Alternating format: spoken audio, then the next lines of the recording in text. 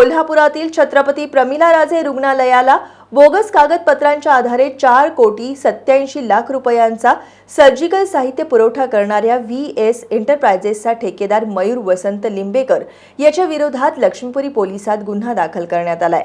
शासकीय वैद्यकीय महाविद्यालयाचे अधीक्षक डॉक्टर शिशिर मिरगुंडे यांनी दिलेल्या फिर्यादीवरून गुरुवारी रात्री उशिरा लिंबेकर विरोधात गुन्हा दाखल करण्यात आलाय। सध्या लक्ष्मीपुरी पोलिसांकडून लिंबेकरचा शोध सुरू आहे।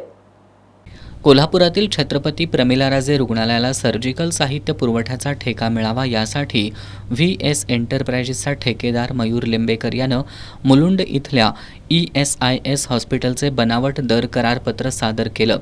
तसंच कोलो प्लास्टिक कंपनीचे तारीख नसलेले बनावट शिक्का आणि सही असलेले विलिंगनेस लेटर आणि याच कंपनीचं बनावट सही शिक्क्याचं प्राधिकृत पत्र सादर करून हा ठेका मिळवला होता।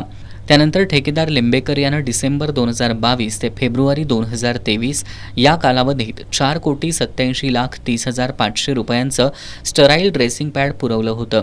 त्या साहित्याचा पुरवठा करताना बनावट कागदपत्रांचा वापर केल्यानं आज राजर्षी छत्रपती शाहू महाराज शासकीय वैद्यकीय महाविद्यालयाचे वैद्यकीय अधीक्षक डॉक्टर शिशिर मिरगुंडे यांनी दिलेल्या फिर्यादीवरून लिंबेकर याच्या विरोधात गुरुवारी रात्री उशिरा लक्ष्मीपुरी पोलिसात गुन्हा दाखल करण्यात आलाय।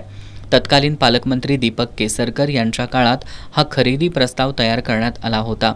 या काळात जिल्हाधिकारी म्हणून राहुल रेखावार तर वैद्यकीय महाविद्यालयाचे अधिष्ठाता म्हणून डॉक्टर प्रवीण दीक्षित हे काम पाहत होते।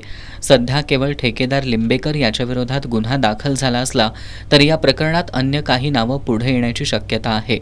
गुन्हा दाखल झाल्यानंतर लक्ष्मीपुरी पोलिसांकडून लिंबेकर याच्या शोधासाठी तपास पथकं रवाना केली आहेत। मात्र आज सायंकाळी उशिरापर्यंत तो पोलिसांना मिळून आला नसल्याची माहिती लक्ष्मीपुरी पोलीस ठाण्याचे पोलीस निरीक्षक श्रीराम कण्हेरकर यांनी दिली आहे।